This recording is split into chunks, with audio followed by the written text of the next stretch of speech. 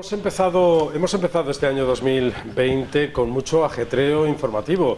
Los periodistas no nos aburrimos, desde luego, y menos en Alicante, donde la actualidad pasa por la política, bueno, por las fiestas también durante estas Navidades, que nos han llevado también un poco de debate con aquello de las luces y demás, y por las salas judiciales, por la audiencia provincial. Alicante se está convirtiendo en una especie de epicentro de los macrojuicios que últimamente se están celebrando, y para este año hay planteados algunos más. Además hablaremos también de la DANA y de la falta de implicación de los políticos, porque todavía no han llegado las ayudas a los agricultores, y de algunos asuntos más, con los invitados que hoy hemos invitado que estén con nosotros en esta mesa. Están aquí Alejandro Ferrer, periodista. ¿Qué tal, Alejandro? Muy bien, contento de estar aquí y feliz año a toda la audiencia. Gracias, y feliz año también para ti. Rosalía Mayor, presidenta de la Asociación de Periodistas de la provincia de Alicante. ¿Qué tal, Rosalía? Muy bien, encantada de estar de nuevo en tu programa. Y a este otro lado está Diego Menor, empresario y dirigente de los autónomos en la provincia de Alicante. ¿Qué tal, Diego? Encantado de estar aquí otra vez. No nos vimos desde el año pasado y feliz año tengamos. Pues un poco de eso, de economía, de periodismo, un poco vamos a mezclar todos estos asuntos, y desde luego para empezar lo vamos a hacer con esta, una de las imágenes del año ya a estos pocos días del 2020. Prometo, por mi conciencia y honor, cumplir fielmente con las obligaciones del cargo de presidente del Gobierno, con lealtad al Rey, y guardar y hacer guardar la Constitución como norma fundamental del Estado, así como mantener el secreto de las deliberaciones del Consejo de Ministros.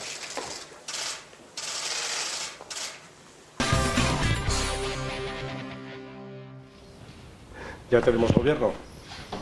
Sí, ha costado mucho y ya tenemos gobierno. Lo que hace falta ver es si consiguen llevarse bien y aguantar los 4 años de legislatura que teóricamente deberían tener. Sí, tenemos un macro gobierno, pero el más grande en cuanto a ministerios de Europa, 22 ministerios. Ya veremos cómo se lidian esas batallas internas, porque también recordemos que el Ministerio del PSOE tiene partidas presupuestos ya marcados, y lo podemos, en teoría, ¿no? Ya vemos cómo va la lucha de egos dentro del bipartito, si no se convierte en un tripartito como a la alicantina, que acabó mal. Van a necesitar mucho consenso para sacar cosas adelante. Me lo ha dicho Rosalía, que les queda como máximo 4 años, ya menos de 4 años. Ya menos, 3 o 4 días menos. Ha conseguido 2 meses ya, Está claro que cuando afortunadamente tenemos gobierno de España, afortunadamente, y por lo menos, aunque los números que han salido, está claro que hay 22 ministerios y el presidente son 23, tampoco se ha calentado mucho la cabeza, porque al final, antes eran 18, han incorporado a 5 ministros de Unidos Podemos, por lo tanto tampoco se han calentado mucho la cabeza con cuadrar las cuentas de ese ministerio, pero sí que es verdad que al final, por el bien de España, evidentemente queremos que este gobierno tenga éxitos.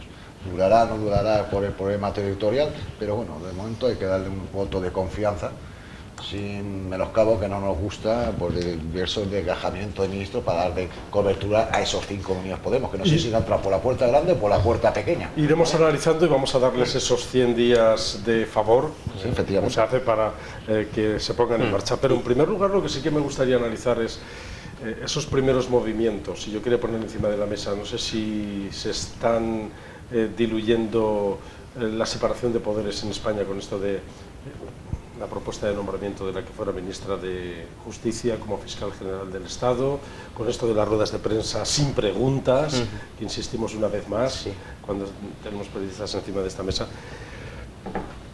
La verdad que es con la posible elección de la que era ministra de Justicia, Manuel Delgado, creo que es una controvertida movimiento, digamos un dedazo, que digamos que en principio atenta o sospecha que puede haber, digamos, esa independencia judicial se puede perder.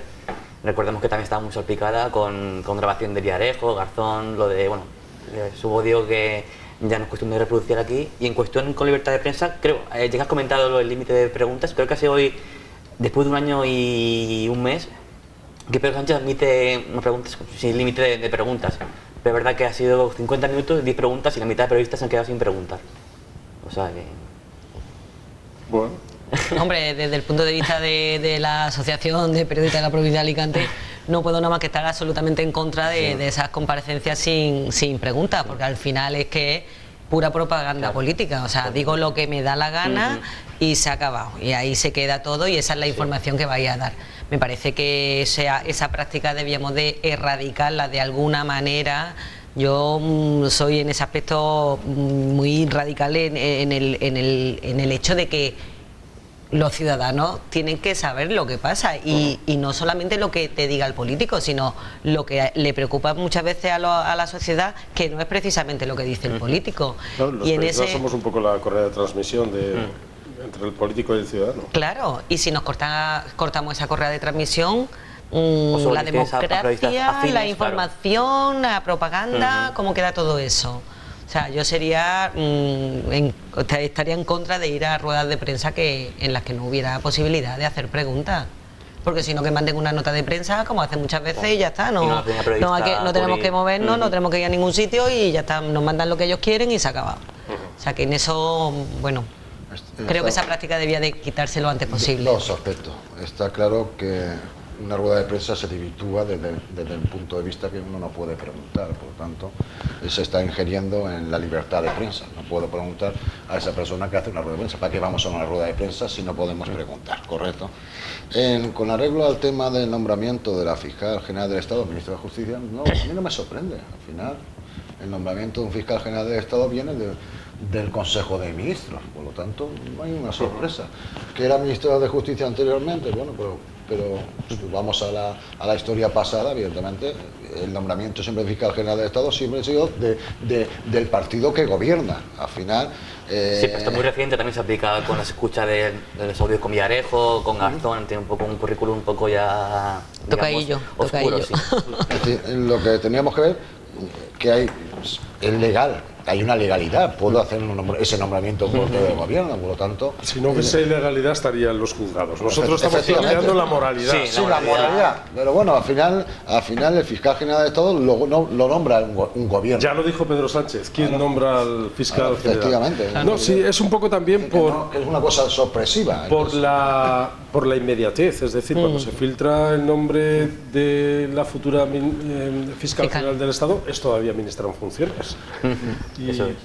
Y recientemente Podemos se ha hablado mal de ella, criticó, digamos, su gestión con los audios, tal, o sea que... Sí, bueno, al margen de la valoración personal o profesional que podamos hacer de la persona en sí, es decir, por el concepto, por el hecho de diluir esa línea tan fina que hay. Es verdad que los nombra a los fiscales como al Consejo General del Poder Judicial, como al Tribunal Constitucional, siempre hay la mano del gobierno está por ahí, pero queda un poco mal esto, ¿no? Yo creo que en este caso Pedro Sánchez quiere tener muy cerca a los que han estado muy cerca de él en la legislatura pasada, ¿no?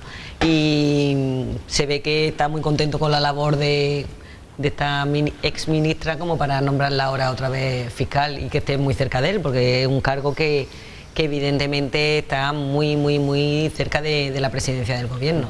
Lo hemos dicho en principio, en el gobierno anterior, estaba en funciones, había 18, en el Consejo de Ministros 18 personas del PSOE, sigue habiendo las 18 personas. Efectivamente, la ministra de Justicia no tenía encaje en ese gobierno, por lo tanto se le ha solucionado el tema nombrando a la fiscal general del Estado, el encaje. Al final, ¿por darle trabajo a ella o...? Para de nuevo otro ministerio. Que lo dices así. Hombre, vamos a crear otro nuevo ministerio. Lo que preocupa y lo que nos preocupa principalmente es dónde queda la independencia judicial.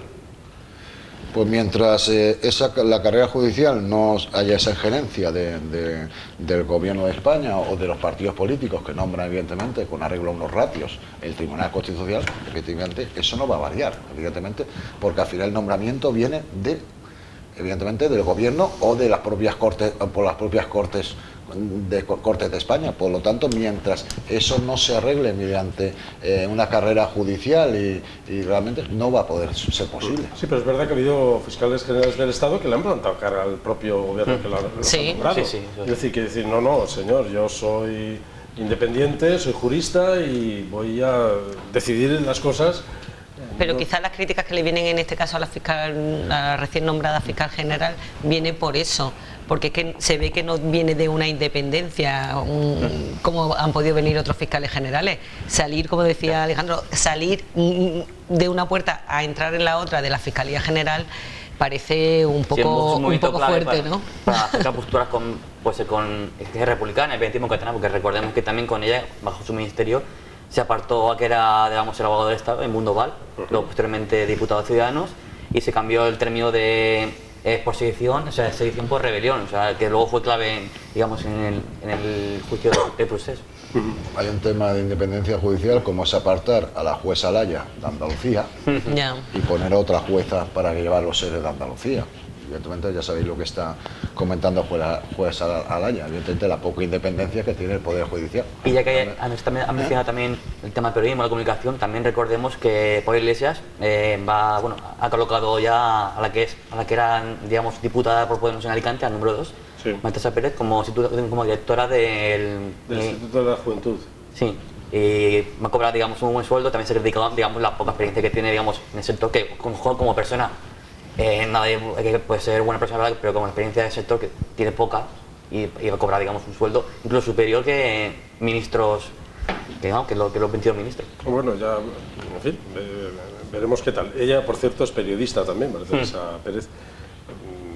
Por lo poco que la conozco, creo que es una mujer con una gran validez personal y profesional. Ya veremos qué tal lo hace ahí al frente. Pero sí es verdad que aquellos que no salieron hay que colocarlos, como decía. Pero que no es culpa de ella, sino mejor de quien la ha puesto en el cargo, si no critico, digamos, a la persona en particular. Sino es más, digamos, del dedazo, su enchufe, es un poco un ejemplo de todo. Pero bueno, eso de que estén preparados para ejercer el cargo que van a ejercer, eso históricamente ha sido, pecata minuta, o sea, que han puesto de ministro a gente que no tenían absolutamente nada que ver respecto a su formación o lo que sea con el ministerio que le tocaba. Y eso pues se sigue viendo en este gobierno y se ha visto en todos los anteriores, o sea que... Bueno, el crear tantos ministerios conlleva el desgajar ciertos ministerios que no tiene cierta lógica, por ejemplo, ciencia, innovación y universidades, desgajar sanidad de consumo, desgajar también peor ya lo veo todavía más, el Ministerio de Trabajo de la Seguridad Social, es decir, que realmente por contentar y dar entrada, crear uno de derechos sociales que se lo dan a Pedro Sánchez. Ojalá, no sé si Pedro Sánchez tiene que estar enormemente contento porque no se puede imaginar cuando empezó en esta andadura política que iba a llegar a presidente del gobierno. Ya lo intentó en la anterior legislatura, que no llegaron a un acuerdo, y ahora mismo lo ha conseguido, pero realmente no se podría imaginar que hubiera presidente del gobierno. En estos momentos, pues bueno, al final en una segunda vuelta, viendo que si hay unas terceras elecciones realmente no llegan, pues ha habido un acuerdo entre ellos, propiamente de ellos, ¿no? Bueno, analizaremos la situación del gobierno. Como un último matiz, ¿qué papel juega Alicante en todo esto? ¿Y cómo veis que Alicante, después de tan troceada que está la tarta a repartir, en qué posición nos quedamos? Si antes lo veía mal, ahora todavía peor, porque hay mucho que repartir. Luego también con el tema de España vaciada, o de Teruel, que ya haremos si cumplen con el Teruel, que ha sido clave por ciento su voto se cumplirá. Creo que el otro día leí que Alicante es una de las peores provincias más. Creo que Valencia recibe 10 veces más de lo que recibe Alicante, por ejemplo, por parte del gobierno central, o sea que vamos. Yo creo que hay que mejorar mucho la situación con respecto a Alicante y no soy nada optimista. ¿Qué futuro? Yo la verdad es que de la tarta esa que comentaba ni las migajas, o sea que no veo que la provincia de Alicante esté fuerte en este caso respecto a los nombramientos del gobierno. Ojalá la Generalidad Valenciana con Chimo Puig a la cabeza empuje a la comunidad un papel un poco más activo y un poco más importante y relevante, porque ahora mismo yo creo que el gobierno tiene otras muchas prioridades para mantener esta gobernabilidad tan inestable que tiene, como para preocuparse de la comunidad valenciana, que aquí bueno está tranquilo, está Chimo y bueno, tiene otros muchos problemas para intentar solucionar antes. Ha adquirido muchos acreedores Pedro Sánchez y no hay ninguno en Alicante. Yo creo que tiene dos grandes retos, como es cumplir con sus socios de gobierno con Compromís el tema de la financiación de las comunidades autónomas. En 8 meses dice que por eso, Baldoví, fíjate, la comunidad que quería un documento autónoma, encima de la mesa. Y tiene un gran reto, revertir la discriminación de la provincia de Alicante en cuanto a inversión, porque es una de las 10 últimas ciudades, evidentemente por peso, que tiene menor inversión por el gobierno de España, y revertir esa situación, evidentemente para hacer las infraestructuras necesarias en Alicante. Evidentemente eso tiene que mejorar. Veremos si mejora realmente la inversión en la provincia de Alicante, teniendo un ministro que ya teníamos como José Luis Ábalos, ¿no? ¿Correcto? Sí, pero no es de Alicante, es de Valencia. Es de Valencia, por eso, a ver si realmente lo que estamos consiguiendo con los presupuestos de la Generalitat Valenciana, evidentemente, han mejorado positivamente para la provincia de Alicante, que lo que es el gobierno central apoye esa inversión en Alicante, ¿correcto? Y en eso estamos esperanzados, porque tenemos muchos proyectos, como la conexión tenemos mucho la conexión, evidentemente, del aeropuerto ya, el tren de la costa, la mejora de infraestructuras, por ejemplo, la carretera que une a Madrid con nosotros, el tema de otras infraestructuras necesarias, como sí, la conexión del puerto, correcto. Proyectos hay muchísimos, y además desde hace muchos años. Yo iba a decir, no sé si el gobierno tiene a alguien de Alicante que le presione para que estos proyectos salgan adelante. Bueno, sí, tiene a sus diputados, a los diputados del Partido Socialista por Alicante y de Podemos por Alicante. No sé si la disciplina de voto elimina la presión o hay... La tarta está ya muy repartida. Creo que lo que diga el partido mandará, y si Alicante contra los planes del Ejecutivo, pues estará en segundo, tercer plano, cuarto plano. O sea, y como hemos dicho, la carta es muy grande y hay que repartir entre muchos. Y no creo que dé para Alicante, pero vamos, ojalá dé. Pues estaremos pendientes de a ver qué es lo que pasa con Alicante y con la provincia de Alicante. Es verdad, todos esos proyectos que decía Diego, que tenemos pendientes desde hace mucho tiempo, que ya son necesarios, que es verdad que cada vez se va haciendo más necesario que esos proyectos salgan adelante, las infraestructuras, las vías del tren, el soterramiento de las vías, un poco todas estas cosas. Vamos a cambiar de escenario, nos vamos hasta la Audiencia Provincial de Alicante. Allí, desde ayer, se está celebrando uno de los macrojuicios de este año 2020, es el del asesinato de Alejandro Ponsada, el que fuese alcalde de Polop, quien el año 2007 fue asesinado en su coche con unos disparos de pistola a quemarropa desde muy cerca. Hoy se está juzgando a 7 personas por este asunto. Vamos a hacer una recopilación de datos para saber cómo ocurrieron los hechos. El 19 de octubre de 2007, sobre las 21:20 horas, los acusados Raúl Montero Trevejo, Radim Rakowski y Robert Franek, provistos de 2 pistolas con munición de distinto calibre, 7,65 por 17 milímetros y 9 por 17 milímetros, se dirigieron a la pedanía de Chirles y se esperaba en un turismo no identificado en un lugar indeterminado para facilitar la huida. 2 se bajaron y cuando Alejandro Ponsada Bou paró su vehículo Laguna en la puerta del garaje de su domicilio, sito en la calle de San Ramón 24, se aproximaron a la ventanilla del conductor, introdujeron el arma a través del hueco de la ventana, disparando sucesivamente en 3 ocasiones, de forma sorpresiva, huyendo rápidamente del lugar. Odio, corrupción política, urbanística, luchas de poder, también prostitución, porque estaba en juego un club de alterne que parece que también entraba dentro de los intereses. Es decir, todos los ingredientes de una novela negra en un pequeño pueblo de la Marina Alta. Es que parece una película de Chicago de los años 20, o sea, es una cosa tremenda. Ahora cuando...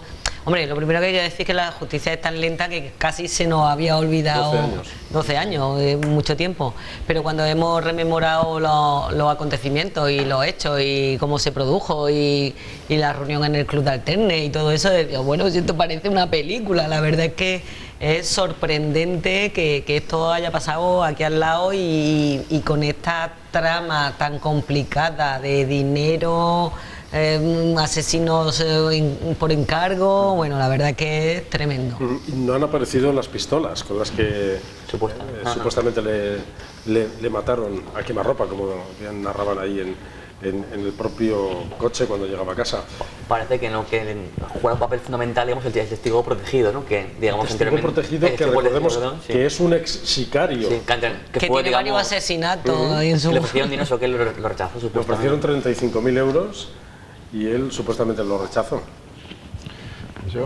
Yo realmente, antes estábamos hablando de independencia judicial, pero aquí vamos a hablar de otro problema de la justicia, que es la dilación. Estamos hablando de un asesinato del año 2007, han pasado 12 años para que se celebre un juicio. Me consta lo querido que era Alejandro Ponsoda en su pueblo, muy querido, ¿no? 54 años tenía con el esto parece asesinato de la España profunda, ¿no? De la España profunda, por la tierra, asesinato por la tierra, el asesinato por la tierra, por intereses, un pequeño pueblo perdido que parece económicos, que no. de encontrarse en un local del genocidio para realmente diseñar, quitarse a una persona de en medio, ¿no? Realmente, presuntamente, estamos hablando siempre de presunto, pero realmente es realmente sorpresivo, realmente esta dilación de la justicia. Evidentemente una persona muy querida en un pueblo que se encuentre en una problemática de intereses económicos y al final toque realmente el coger el asesinato para evidentemente conseguir su interés económico, porque ahí hemos ido metido temas de planeamiento urbanístico en la propia ciudad, en los años, evidentemente, no nos acordemos, de 2007, que eran los años del boom inmobiliario, y en el cual en la población tanto de Polós como toda esa zona de subida de la Nucía, Alfalde, se estaban desarrollando los mayores planes urbanísticos de la zona. Sí, en realidad los hechos, la presunta corrupción urbanística venía desde 2003, sí, o sea que todavía en un momento más por escuchas, Gustavo. Sí. Habían relegado... En el propio plan inmobiliario, en el cual el terreno, evidentemente, de una España profunda no valía dinero, pues sí que en esos tiempos, evidentemente, se obtenían bastantes beneficios de esa tierra, siempre que uno lo pintara de azul para ser urbanizable. Entonces, al final, está claro que el interés económico a llevarse a una gran persona, como repito, del medio yo que más o menos que a Chile subió mucho a su restaurante y todo al Molino de Chile. Realmente, y Alejandro lo conocía y era una bellísima persona. Y sorprende, ¿no?, la seguridad con la que han afirmado los supuestos acusados, en plan que tienen la mitad de Polón nos apoya a nosotros, también que me he declarado con 2 huevos, con 2 cojones, ha dicho uno de los, un empresario creo que era, y no sé, cómo acabará todo, pero... El testigo protegido, que recordamos que también es alguien con un pasado oscuro, está amenazado, tiene que estar protegido por la policía. Es decir, vamos a recordar, ya estamos viendo algunas imágenes y este es Juan Cano, el que después tomó la vara de mando. Vamos a recordar el relato también que han hecho esta mañana sobre esa relación de Juan Cano con este asunto. El acusado Juan Cano Jiménez, concejal de urbanismo del Ayuntamiento de Polou de la Marina hasta 2003, en las listas electorales del 2003 fue relegado al puesto 10º sin posibilidades reales de resultar elegido, con motivo de unas supuestas grabaciones en las que solicitaba dinero a un empresario sin que ante estos hechos se sintiera apoyado por el entonces alcalde Alejandro Ponsoda Bou, con el consiguiente rencor hacia el mismo al no salir elegido en la legislatura comprendida entre 2003 y 2007. Ahora esta mañana también estaban repudiando algunas grabaciones, pidiendo que no se escuchasen durante el juicio, pidiendo que otros testigos se incorporasen a la causa, porque algunos, como decía Diego, tanto tiempo, como decía Rosalía, tanto tiempo, algunos han fallecido, algunos de los testigos. Pero bueno, de la grabación que acabamos de escuchar, ¿cómo se puede mantener que estuviera enfadado con Ponsoda porque no le apoyaba cuando había estado intentando extorsionar a unos empresarios? Pero bueno, vamos a ver, es que estamos oyendo eso y digo, es que ¿cómo se puede justificar es que estoy muy enfadado con él porque no me ha apoyado, porque yo quería que me dieran dinero unos empresarios en plan corrupción total. Recordemos Digo, que pero era vamos, concejal de ¿estamos urbanismo. locos o qué? Concejal de urbanismo. Claro, Por lo claro. tanto, Mucho dinero, claro. Y entonces, las claro, promociones- estaba enfadado el hombre. Digo, Todas las Todo el promociones mundo al inmobiliarias que se estaban planeando en la zona les requerían a esas promociones inmobiliarias un porcentaje. Polop es un lugar donde han ido a vivir muchas personas de origen extranjero, ¿no? Sí, Muchos sí, sí, inmigrantes, y han proliferado también ese tipo de urbanizaciones, por lo tanto el negocio urbanístico es muy grande desde hace ya muchos años. Sí, pero lo que me sorprende todavía, que no nos sorprenda más incluso el hecho de que defienda eso, que estaba enfadado con él porque no lo había apoyado en el caso de que había pedido dinero para robar. No, él tiene que argumentar cosas para defenderse. Claro. Sí, pero bueno, Alejandro, ¿qué defensa? Bueno, por ahí estamos viendo también algunas de las imágenes curiosas, que son las que se han hecho virales durante estos días.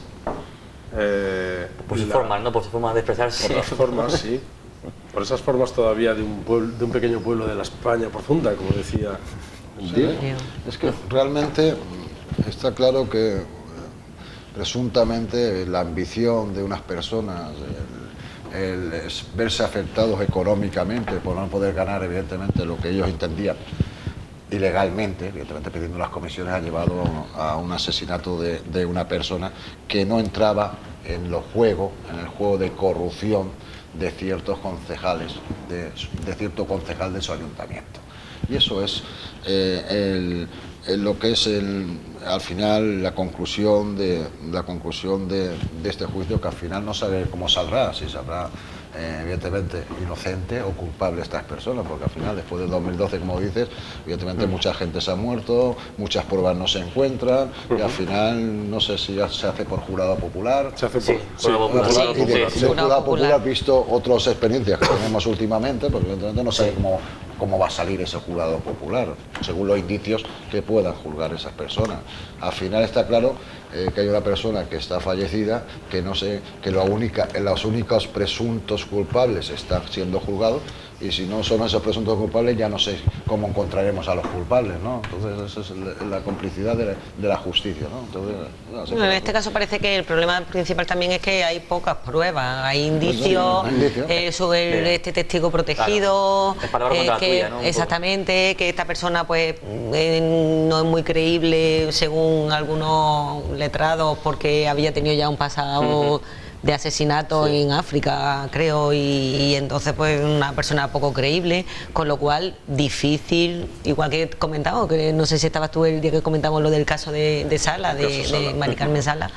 Cuando no hay pruebas concluyentes, pues es difícil a lo mejor dar un veredicto de culpabilidad. Que no haya pruebas concluyentes es que estos señores entraron al principio a la cárcel y salieron de la cárcel, sí. no tiene como medidas cautelares, por lo tanto dice, bueno, no habrá realmente verdaderos indicios para no mantenerlo en la cárcel, porque evidentemente sí que hay y no sé por qué no había problema de fuga. No, lo que pasa que los acusados no entran en la cárcel porque las pruebas sean más o menos contundentes, lo hacen por si hay dos situaciones, riesgo de fuga o riesgo de destrucción de pruebas. Por eso riesgo de fuga, no sé si no hay indicio de riesgo de fuga. Por tanto, si no hay riesgo de fuga y no hay riesgo de destrucción de pruebas, la libertad es lo más sagrado que tenemos, y hasta que a alguien no le condenen con una condena definitiva o firme, pues...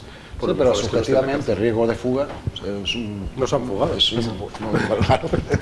Las pruebas ya, con el tiempo que ha pasado, eso ya... Claro, no se han fugado. Es verdad, bueno, es cierto que apenas hay pruebas, hay muchos testigos, van a declarar muchos testigos durante los próximos días, hasta el 30 de enero.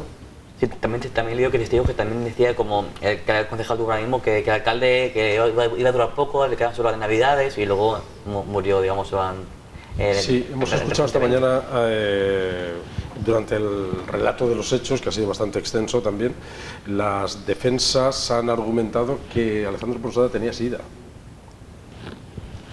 y que había asistido a varias sesiones informativas y demás sobre este asunto. Quizá por eso los comentarios de que iba a durar poco y demás. Ya, pero no tampoco en qué sentido, si No en lo sé. sentido No voy a entrar en... sanitario o No de... voy a entrar en esos valores. O de otra cosa, no sí. voy a entrar en esos valores de sí, de todos los temas, que es realmente el atacar a una persona evidentemente fallecida, y como digo, era una gran persona para el pueblo de Polonia. Y no voy a entrar en todos los comentarios que se han hecho en ese tema. No voy a entrar, realmente no, porque me parece una falta de educación y un ensañamiento, evidentemente, con una gran persona. Sí, desviar la atención, cuando menos. Darle la atención de una gran persona, ¿correcto? Decíamos que no hay pruebas contundentes, pero es verdad que el juez del Tribunal Supremo alicantino, que también ha hecho un gran trabajo en la Audiencia Provincial, Vicente Magro, es uno de los promotores de las concatenaciones de indicios. Ya se puede condenar a alguien si hay unos indicios suficientemente encadenados que consigan descifrar. Yo creo que este caso es un ejemplo bastante claro de sí. Al final el abogado de la acusación y el fiscal consiguen encadenar todos esos indicios. Claro, sí. Podría ser, sí. El fiscal creo que pide 25 años, ¿no? 25 años para los 7 acusados, porque unos por inducción al crimen y otros por autores materiales. 2 por los disparos y el otro, el que estaba en el coche, se le considera ayuda también autor. 25 años a cada uno, y a los que dispararon 3 más por tenencia ilícita de armas. Bueno, vamos a ver, yo es que es difícil de poder prever cómo va a ir el juicio, por eso mismo que decías tú de los indicios y no habiendo pruebas concluyentes. Mañana pues, la verdad es que un día clave va a hablar el que es concejal de urbanismo, acusado por... Bueno, ya veremos, porque se está retrasando todo mucho desde el primer día. El primer día tenía que haber habido una declaración y, sin embargo, la constitución del jurado duró muchísimo, ¿no? Como 6 horas. Esta mañana también tenían que haber habido 4 declaraciones y al final se han tenido que posponer, porque durante la mañana, con la presentación, con la recusación de algunas pruebas, de grabaciones, de transcripciones. Es decir, yo creo que se están poniendo muchos palos en las ruedas los abogados para que esto vaya lento. Todavía más lento. Sí. Bueno, pues esperemos que al final la justicia actúe, y dé una sentencia, como decimos, justa, ¿no? Pero bueno, eso dependerá de los indicios y dependerá si puede concadenar todo fiscal esos indicios y conformar realmente que la única persona que pudieron ser los asesinos de esa persona son estos. Bueno, sí, no solamente que los únicos que pudieron ser, sino que además tiene que haber una serie de indicios ejecutores y... Sí, que se puedan encadenar. En cualquier caso, perdona un momento, que igual que en el caso Sala, que también fue un jurado popular, la verdad es que en muchas ocasiones, en casos tan complicados como estos de asesinato, el hecho de que sea un jurado que por lo visto tardaron muchísimo en constituirlo, porque le hicieron 1000 preguntas sobre ¿y qué pasaría si usted considera que alguien es inocente o culpable, o que si podría asesinar o no asesinar, en fin, cuestiones complicadas y cuestiones que no son fáciles de resolver, que en casos tan complicados como este sea un jurado que cogen así al azar para decidir si 7 personas van a estar 25 años en la cárcel.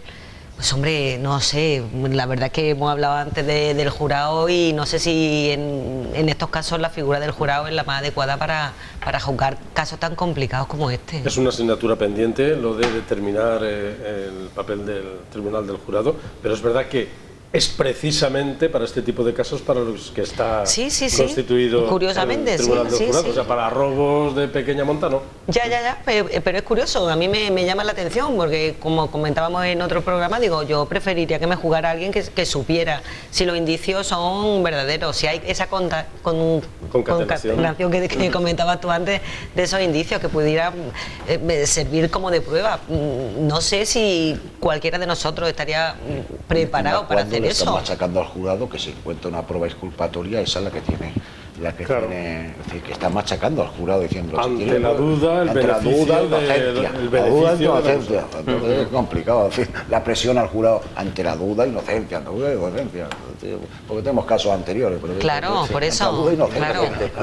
Se han presentado y esta mañana también los abogados de la defensa estaban rechazando una serie de pruebas documentales basadas en artículos periodísticos, porque ha habido algunos periodistas que siguieron este caso con especial atención, y hay muchas publicaciones que en ese momento, ¿verdad?, que conocemos algunos veteranos periodistas que estuvieron escribiendo mucho sobre esto. Están presentadas como prueba, pero no se puede utilizar de momento. no se puede utilizar. Bueno, ha dicho, por ejemplo, uno de los abogados de la defensa que una de las razones por las que no se puede utilizar es porque desconocen las fuentes del periodista. Sí, como que se inventó, vamos, se inventó para, no sé, crear polémica, no sé. Sí, que puede ser literatura. Sí. Que puede ser literatura, evidentemente. Bueno, está publicado en un periódico, labor es periodismo. Puede ser literatura, puede ser labor. Bueno, Claro. Si está publicado en el periódico entendemos que es periodismo, no es literatura. Y más en Sí. estos casos, claro, lo queda un poco... Sí, no, hombre, en ese No, caso, en ese caso- la inventiva no debía de ser No, entendemos que no es. el fondo del literatura. artículo, ¿no? Pero Novela. claro, también tenemos que reservarnos muchas veces el nombre de nuestras fuentes, pero bueno, eso tendrá que decidirlo el jurado o en este caso el juez o lo que sea, la posibilidad de que sean pruebas o no, o considerar esos artículos. La audiencia provincial de Alicante mañana va a ser todavía un lugar donde el foco de atención mediático va a estar más puesto que nunca, no en uno, en dos. Creo que van a poner 2 cañones de luz desde el ayuntamiento, porque no solamente por este asunto, que ya está atrayendo a muchísimos medios de comunicación de ámbito nacional, que están haciendo seguimiento a este tipo de sucesos, sino que también mañana comienza el segundo juicio al que fuera alcalde de Alicante, Gabriel Echavarri. El juicio por el despido de una trabajadora interina que resultó ser cuñada del que ahora es alcalde, Luis Barcala. Vaya culebrón político también aquí. También. Él no recoge los bártulos, él sigue, como le dijo a Sanguino Echavarri, él sigue, digamos, inmerso en los casos judiciales, y también creo que mañana declara o va a declarar Daniel Simón, creo, concejal de, Sí. Cultura, que era concejal de Cultura por Guañar. Que era concejal de Cultura por Guañar, socio de gobierno, que además dijo que no había dado ninguna Eso. orden de que despidiesen a nadie. O sea que, no, Y ratificará, me imagino, esa declaración. supongo que sí. También Carlos Jiménez, que era también concejal Y que de... estuvo imputado también en el asunto. Ya vemos cómo sale Echavarri de esta, pero vamos, recordamos que también Barcala, digamos, se apartó de Sí. la acusación. Ya veremos cómo queda un poco todo esto, pero bueno, un poco complicado, se ha aplicado ese pasado reciente de Echavarri. Bueno, realmente entra inhabilitado. Lo único que puede salir es salir más inhabilitado. De momento está 10 años inhabilitado. Puede salir más inhabilitado. Pero realmente, yo en esa época, evidentemente, el alcalde evidentemente parecía fuera de sí muchas veces, ¿no? Es decir, un poquito fuera de sí, y al final, pues, esta medida que la publicó en Facebook realmente como una consecuencia de Un calentón, dijo. con el calentón, es decir, es que en ese tiempo Echavarri desgraciadamente se calentaba mucho, y lo conocemos, se calentaba mucho, se tomaban las cosas muy a pecho, ¿no? Y en un calentón, como dice él, un calentón evidentemente debido a una denuncia del primer juicio que ha sido condenado, inhabilitado, decidió evidentemente no a todos los interinos, sino a una interina que era la cuñada del señor Barcala, que había sido contratada para poner en marcha la cigarrera y que ya se había vencido el tema. Al final está claro que debido a ese calentón, evidentemente, pues no midió sus consecuencias, y al final, evidentemente, pues viene este juicio, que al final no sé cómo saldrá, evidentemente, pero al final sí que es verdad que todos tenemos claro que fue un calentón, porque él mismo lo ha dicho en las redes sociales. Entonces, claro, al final el juzgado dirá realmente si esa medida fue acorde, si la podía hacer legalmente o no la podía hacer legalmente. No sé el resultado que va a ser el juicio, pero que fue un calentón, eso está clarísimo. Nosotros... Que al final él puede decir que realmente los interinos, evidentemente, la entrada a la función pública mediante interino y continuación de contrato laboral no es la mejor apuesta de la administración para surtirte a sus trabajadores. Podemos estar de acuerdo todo el mundo. Bueno, siempre la interinidad dentro de un orden viene bien. No, sí, para efectivamente, los agentes de policía, rápido, para determinados funcionarios. Porque tenemos claro que al final el sacar una posición lleva su tiempo, correcto, y al final yo tengo que cubrir unos puestos rápidos y por lo tanto... Pero lejos de hacer un juicio paralelo sobre ese asunto, yo me llama la atención el propio comportamiento de Echavarri, ¿no? Como decías tú al principio, es decir, 3 años fugaces en la alcaldía de Alicante, y nos da la sensación de que lo tiró por la borda por esas cosas. Evidentemente sí. Es que además tú puedes tener un calentón en un momento dado, pero en el ayuntamiento tiene unos servicios jurídicos que antes de meter la pata Es de una abogado, manera... Gabriel Echavarri es abogado, ¿eh? Ya, pero bueno, a lo mejor en el tema de los interinos, de tal o lo que sea, pues a lo mejor no estaba tan puesto, no sé. Pero hombre, tú quieres echar a alguien o quieres intentar que una persona interina deje de trabajar, pregunta a los servicios jurídicos qué pasa. Tienen un montón de gente trabajando en el ayuntamiento en esas cosas, en recursos humanos, etcétera. Estas situaciones, estas posturas, estos calentones, yo creo que no se deben de dar en un cargo público de ninguna de las maneras. Y si te ha pasado, pues hijo, pues ahora al juzgado, ¿qué vamos a hacer? Con el tiempo, no por meterme con no es por ser Echavarri, pero con el tiempo él tendrá que reconocer que evidentemente él ya ha dejado de ser alcalde por sus propios errores. Y por evidentemente no poder gobernar el ayuntamiento en un tripartito, efectivamente, porque al final no ha sido la ciudadanía el que ha decidido. No ha dejado de ser alcalde por no poder gobernar con un tripartito, porque eso podría ser entendible. Mira, al final no se entendieron y no ha podido ser alcalde. Es decir, por estos errores. Ha sido por estos errores. Quizá no sé, por haber llegado al cargo con una actitud innecesaria, ¿no?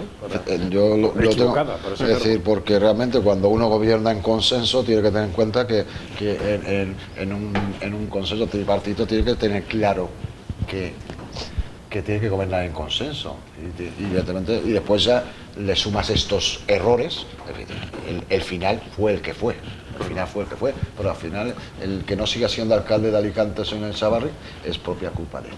Le ha faltado unos cuantos litros de tila o algo así, porque ya tanto con la negociación con los otros dos partidos que estaban el día entero a la greña, porque que todos los días nos desayunábamos en las noticias la última pelea, el último comentario que hizo uno al otro, el otro al uno. Y luego esos calentones, pues falta de tila. Es que lo único el único que transmitían son esos calentones y ese enfrentamiento entre partidos, y no sabían defender lo que estaban haciendo para Alicante capital, por el tema económico, el director del ayuntamiento, al final sanearon un ayuntamiento, pero no supieron al final trasladar a la ciudadanía lo que estaban haciendo bien. Sí. Es decir, que al final parece que había tres alcaldes en vez de uno. Ceñidos por el plan de ajuste también. Efectivamente, Ceñidos por el plan de ajuste. Así que tampoco es que se sí, pero es inventase. verdad que el tripartito, lo que nos queda, vamos, yo creo que en general a la mayoría de los alicantinos, lo que nos queda en la memoria es el lío, las pataletas, las peleas entre ellos. Y desde el punto de vista de izquierda, una oportunidad perdida después de 20 años que gobernase el PP, recuperar la alcaldía y luego que se fuera de esa forma, por la puerta de atrás. Pues, nos quedan estas peleas y estos coletazos. Y sobre todo por un dato histórico, que es verdad que quién se lo iba a pensar cuando Echavarri llegó a la alcaldía de Alicante, además con esa oleada de corrupción o de supuesta corrupción que había habido en el propio ayuntamiento de Alicante, que Echavarri es el primer alcalde de Alicante condenado por corrupción administrativa. Sí. Ni Castedo, ni control que había habido brevemente, ni nadie. ¿No? Sí, la verdad que Y sorprendente. ahí no había una gran dilación de la justicia. Y ahí no habría una gran dilación. Pero sí que es verdad que es sorprendente que un alcalde, por corrupción administrativa, yo he ido dando una lanza, no por económica. Bueno, pero es que la corrupción administrativa al final es abuso de poder. Diego. Es corrupción, es abuso de Sí, poder. efectivamente. Es utilizar un cargo público para hacer algo que no debes hacer. Totalmente de acuerdo. Al final uno cuando parte los eso se sobreentiende. Reparten los contratos de publicidad del ayuntamiento para beneficiar a ciertas empresas. Pues eso es lo que no se debe hacer. Yo ahí tengo que poner la mano en el fuego, yo la pongo la mano en el fuego, de que ahí no ha habido un tema económico. Que no se ha llevado dinero a su banco. Efectivamente. Bueno, ¿vale? No te quemes. Yo, qué a su valiente colchón. eres yo. A su banco no, a su colchón. A su colchón. Bueno, no lo sé, eso no lo sabemos y yo creo que no sé si alguna de los ha sido más una falta de experiencia y unos malos asesores. No malos asesores por parte del ayuntamiento, porque al final habrá un jefe de servicio que tendrá que autorizar ese tema. jefe de servicio, habrá un funcionario, un interventor del ayuntamiento que de paso, no a posteriori de haber hecho eso, evidentemente, tanto el interventor como el jefe de eso, evidentemente decir que no está bien hecho. Bueno, os recuerdo que además otros casos mediáticos, que también estaremos en la audiencia provincial siguiéndolos, y seguro que vosotros también con mucha atención, son los que a finales de este año hay de otros políticos que lo fueron en el pasado en Alicante: Sonia Castedo, Luis Díaz Alperi, con aquella sombra del Plan General de Ordenación Urbana con Enrique Ortiz. Eso será en diciembre.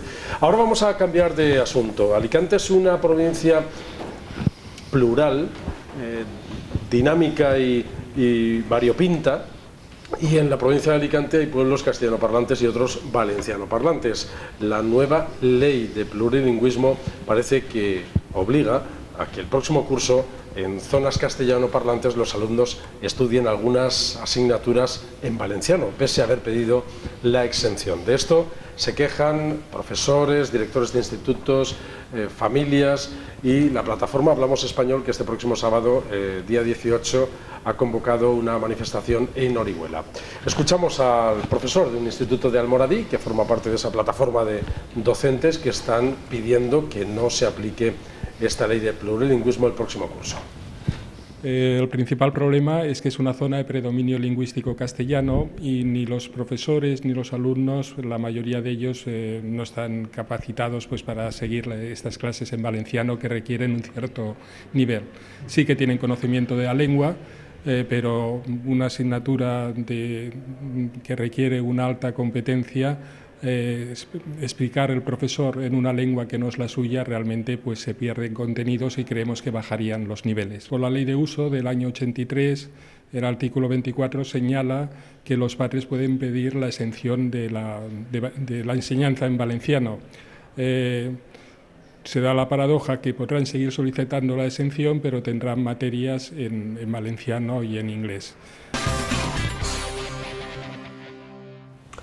Algunas materias troncales, además, filosofía, historia, algunas materias así. ¿Qué os parece este asunto? A mí me genera un conflicto, nacido en Alcoy y oriundo de Villena, me crea un conflicto.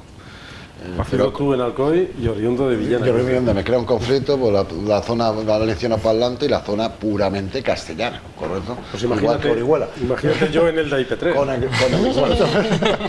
Con el gran respeto. Depende de la calle. Con el gran respeto a la lengua valenciana, que no la hablo, pero la entiendo correctamente. Pero entiendo que nosotros tenemos en Alicante una idiosincrasia que en Valencia no existe, que es realmente tener dos zonas delimitadas, como es una zona castellana y una zona... Bueno, a veces un poco confundida, ¿eh? Porque tú dices Villena, pero tenéis Villar al lado. Sí, Villena, sí, pero al final eso es el Tratado de Almirra, que cortó por ahí, cortó el IP3, el Tratado de Almirra. Y entonces al final, yo estoy totalmente de acuerdo con el profesor. Lo que no podemos es implantar obligatoriamente un valenciano. Yo creo que hay que seguir fomentando el valenciano, y que conozcan el valenciano, evidentemente con esa asignatura, inclusive abriendo las líneas de valenciano, ¿correcto? Aunque tienen difícil en zonas castellano-hablantes que se apunte la zona, y quitarle hierro a este conflicto lingüístico utilizado políticamente por ambas partes, ¿correcto? Porque uno quiere avanzar. Lo que no se puede avanzar en una zona castellana, no se puede avanzar obligando a unas personas de Orihuela o de Almoradí a que aprendan, evidentemente, a que estudien las asignaturas en valenciano. Evidentemente, no sé si matemáticas, lo doy en valenciano y todo ya, si son difíciles las matemáticas, el alumno no se va a enterar de nada. Porque eso es lo que decía, no se va a enterar eso de es lo que nada. decía el profesor, por que lo además, tanto va a bajar el nivel. Claro, eso es lo que decía el profesor, que además también no hay profesores suficientemente cualificados, aunque tengan la titulación, porque la tuvieron que sacar para seguir en su plaza, pero no tienen la cualificación suficiente como para dar una clase entera. Dominar valenciano y enseñar valenciano, para dar contenidos en valenciano. Y mezclar el inglés con el valenciano, pues evidentemente no lo veo, porque tampoco le doy a uno de Almoradí, tampoco le voy a dar una clase de matemáticas en inglés, porque tampoco se va a enterar. Bueno, o sí, a lo mejor en eso, hay otras opiniones. ¿Qué pensáis? No, yo estoy totalmente en contra de esta imposición, o sea, Parece que es que tengamos que copiar a lo que están haciendo en Cataluña, en la Comunidad Valenciana, y cuanto más rápido mejor. O sea, esta imposición de que el año que viene por fuerza haya alumnos que no han estudiado nunca en valenciano y que tengan que estudiar asignaturas troncales en una lengua que desconocen por completo, me parece una aberración. Vamos, ya el informe de PISA nos pone bastante a los pies de los caballos como para encima poner más piedra en el camino. Yo creo que esto no se puede hacer en el caso de que quisieran potenciar el valenciano, que me parece muy bien que se hable valenciano y que la gente entienda y pueda hablar, pero no se puede imponer de una manera tan drástica y sabiendo, como están diciendo los profesores, que son los que saben en realidad de estas cosas, no los políticos, que va a bajar el nivel de los alumnos. Hombre, vamos a ver, ¿qué queremos? Que los alumnos sepan valenciano, aunque bajen el nivel de todas las asignaturas, muchísimo, pero saben valenciano. Los profesores también, los padres también, que atentan contra la libre elección de los padres a elegir, digamos, la lengua vehicular de sus hijos, ¿no? Yo creo que estoy en contra de esa imposición que se quiere hacer del Consell, que digamos es una estrategia promovida por compromiso para, digamos, acercar posturas con lo que es Cataluña y las Baleares, un poco vínculos. Yo creo que eso se tiene que frenar, porque en la Vega Baja ni se ha hablado, ni se habla, ni se va a hablar, digamos, valenciano. Bueno, y en Alicante también podrían decir, es decir, que Alicante sí es una ciudad históricamente valenciano parlante, pero después la realidad parece que es otra. Yo que generalmente hay que darle la razón a la mayoría. Igual que la mayoría de personas de la zona de la Vega Baja y del Tratado de Mirra para abajo son mayoría de lengua castellana en la Comunidad Valenciana, yo no entendería que evidentemente viniera un valenciano y quisiera dar valenciano. Igual que si voy a Alcoy, yo entiendo que la persona que tiene que ir a Alcoy se tiene que adaptar a que allí son de mayoría valenciana. Por lo tanto, lo que no puedo pretender es que intentar posicionar un idioma mediante la inmersión, o aprendéis las troncales mediante la lengua valenciana o no la aprendéis. Así pues hacemos dos cosas: aprendéis la troncal y aprendéis el valenciano, pero a la fuerza. Algo así decía una de las madres de alumnos que forman parte de la plataforma de AMPAS, que son también convocantes de esa manifestación que hay este próximo sábado. Pues nos genera el problema de que al no ser nuestra lengua materna ni utilizarla en la sociedad, pues nosotros por un lado no podemos ayudarlos, para ellos les supone una dificultad a la hora del aprendizaje. Ellos aprenden el valenciano de mala manera, pero el contenido de la asignatura que se les dé en valenciano no lo llegan siquiera a aprender. No tienen la capacidad de aprender en una lengua que no es la suya. Pues las familias reclamamos que esa ley no se llegue a implantar. No queremos que sea progresiva, no queremos que haya flexibilidad, no queremos que se implante en una edad temprana, no queremos esa ley directamente. Creemos que no nos beneficia en absoluto, que no nos permite la libertad de elección de lengua y que nosotros lo que hablamos es español, no hablamos valenciano. Yo voy a dar un ejemplo por ejemplo, de Alicante capital, que has hablado tú. Cuando las líneas valencianas, la línea valenciana, por ejemplo, de Alicante, van al instituto, en el instituto ya se pierde esa línea valenciana. Correcto, lo digo por mi propia hija. Es decir, mi hija ha ido a línea valenciana. Pero ahora no, ahora es sí, pero el próximo curso la van a poner. Porque también tenemos la problemática. Siendo castellano parlante, mi hija ha ido a toda la línea de EGB en línea valenciana. Ahora ha pasado al instituto y ahí no se habla. Primaria, EGB ya no existe. Bueno, primaria. Secundaria. La primaria. Entonces, cuando hemos llegado a la primaria, cuando entra a la ESO, no sigue la línea valenciana, porque no existe en cualquier instituto Jorge Juan o en el Miguel Hernández una línea valenciana de seguir esos estudios. Por lo tanto, bueno, en cualquier caso, este asunto parece que genera confrontación entre propios territorios. En la Vega Baja ya hay algunos. De hecho, Vox triunfó en la Vega Baja en las pasadas elecciones. Es decir, hay algunos movimientos que están impugnando a... Bueno, si nos van a obligar, habrá que pensar en la separación de territorios. Separación no significa hacer, digamos, trincheras, cada uno hace... Eso lo estaban diciendo ya en las pasadas elecciones. Sí, que cada partido político hace un fortín. De hecho, Vox tiene fuerza allí, también el PP y, digamos, el PSOE o Compromiso en la zona de la Marina Alta, Alcoy, como mencionado. Pero bueno, yo creo que hasta el punto de separarse, yo creo que no. Vamos, No somos algún... Ahora que está tan de moda lo de las independencias, recuperamos el sureste español. Hoy se la Vega Baja, a Murcia y Almería. Y Almería, bueno. Pero es verdad que la Vega Baja tiene más vínculo con Murcia que, por ejemplo, con Valencia y Castellón. Eso es un hecho. Bueno, con nosotros también lo tiene mucho, es decir, siempre y cuando se respeten un poco todas esas pluralidades que tenemos. Pues hasta aquí llegamos con el programa de hoy. Muchas gracias, Alejandro. A ti. Gracias, Rosalía. Un placer. Y muchas gracias, Diego. Gracias a vosotros. Volvemos mañana a la misma hora para seguir hablando de la actualidad de Alicante y aquellos temas que más nos tocan de cerca. Gracias por su atención y hasta mañana.